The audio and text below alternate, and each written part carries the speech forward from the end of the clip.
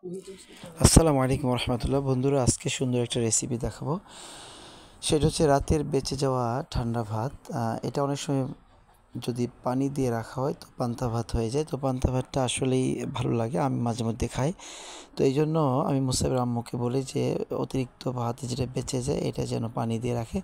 তো কালকে দেয়নি। তো আমি বললাম যে এটা পান্তা ভাত করা হলো না, এখন কীভাবে খাবো? তো এটা ফ্রিজে রেখে দিয়েছিল বুদ্ধি করে।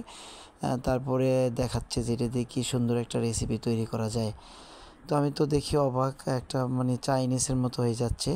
তো কিছু একটা গাজর কুচি কুচি করে নিয়েছে, তারপরে এখানে পেঁয়াজ, তারপরে কাঁচামরিচ, তো এগুলোকে তেলের মধ্যে, সরিষার তেলের মধ্যে সুন্দর করে ভেজে কী যেন একটা চাইনিজের মতো তৈরি করছে। এর মধ্যে হলুদ, মরিচ, ধনিয়া, তারপর হচ্ছে জিরা, চাট মশলা, লবণ, এগুলো ভালো করে মিক্স করে খুব সুন্দর করে একদম কষিয়ে নেওয়া হচ্ছে। তো যদি এটা ভালোভাবে কষিয়ে নেওয়া হয় তাহলে এরকম হলুদ, মরিচ, ধনিয়ার গন্ধটা থাকে না। যদি এখানে ভালোভাবে কষানো না হয় তাহলে কিন্তু মানে ওই রকম টেস্টটা আসবে না।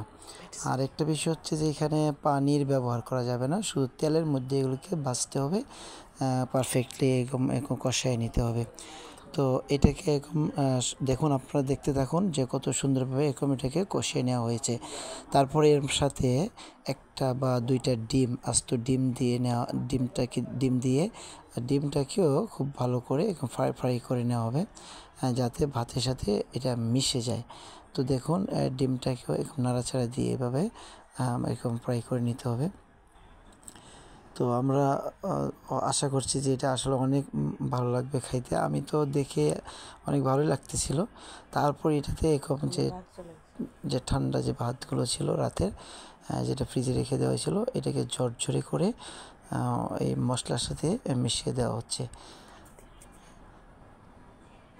তো মশলার সাথে মিশিয়ে এটাকে একদম ভালো করে নেড়ে চেড়ে এরকম মিশিয়ে নিতে হবে, যাতে একদম প্রত্যেকটা রাইস এরকম আলাদা হয়ে যায় এবং কালার্ড হয়ে যায়, এবং প্রত্যেকটা রাইসের সাথে যেন মশলাগুলো মিশে যায়।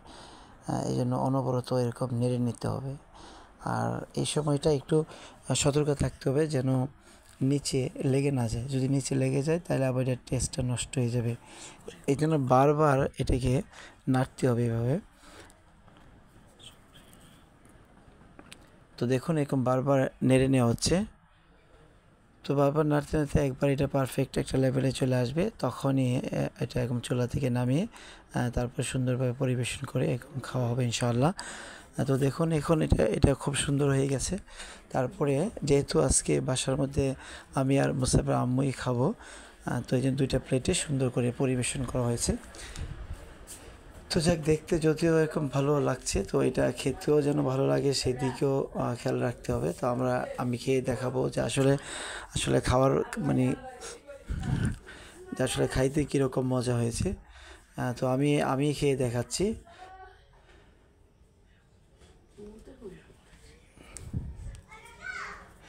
তো আসলে কী আর বলবো, সত্যি আসলে অনেক ভালো লেগেছে। আর কী বলবো যে আসলে ঘরে বসে মনে আজকে এরকম চাইনিজ খেয়ে নিলাম।